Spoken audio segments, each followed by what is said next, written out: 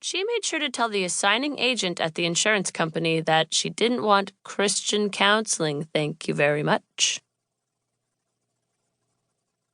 In her experience, the people who stressed things the most or the loudest were the first ones to break their own rules. That's why she always liked to hear one of her counselors say they would never date a client. When they said that, she couldn't help but think, great, now we're getting somewhere. Ruby always fell for her counselors. That was the point, really. I mean, here was this person, and they only had eyes and ears for you. How could you not be crazy about that? You got to be in a room alone with someone who listened hard and cared about what you were saying. Ruby was also counselor monogamous, as far as that went. That was, if monogamy meant one at a time, one after another. You're really aware of your anxiety, Cal said during their first or second session. You just don't quite know how to manage it. He was right.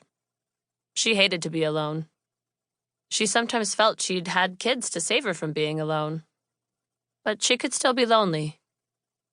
I'm not all parent, she told Cal once. I'm a person too. I'm often selfish and greedy.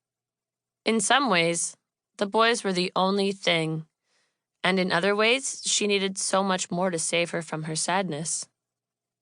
Today, Cal and she were 4 sessions in, and she was trying to decide if she would renew with him. That was, if her insurance would allow it. 6 was the upper limit on the first assignment, and she got 6 because her stepdad died.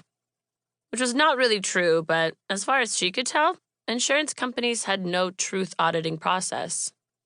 She didn't have a stepdad. But if she did, he might have died because he'd have been old, right?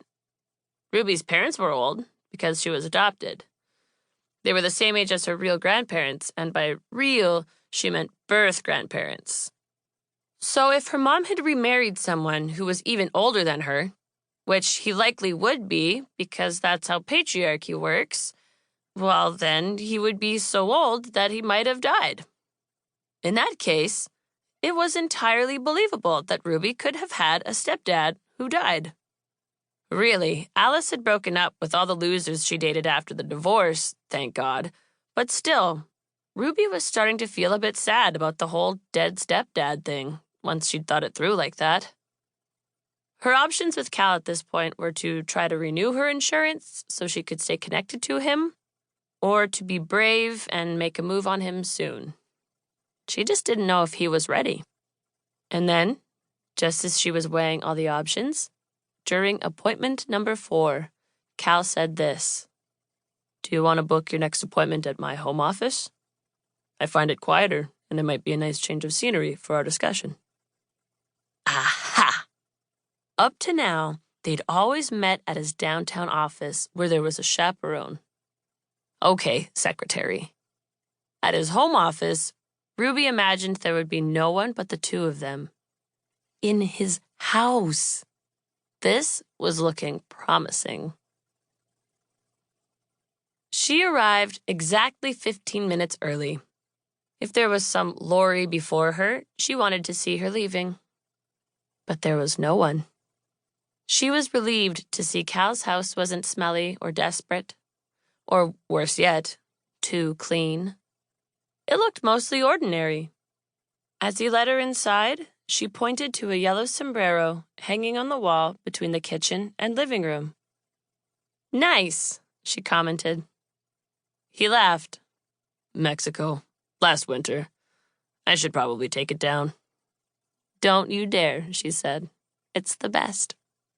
Hoodies on the coat pegs and sneakers near the back door provided evidence of his kids, who were older teenagers.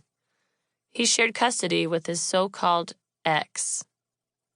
Once, during appointment number 3, when Ruby talked about her irrational devotion to Dana, Cal told her, I understand how you feel. I'm still in love with my ex. Are you? Would you go back with her? She asked. This turn of events had never occurred to her before. She'd taken at face value his previous pronouncements of ex, whom she had started to think of by that name.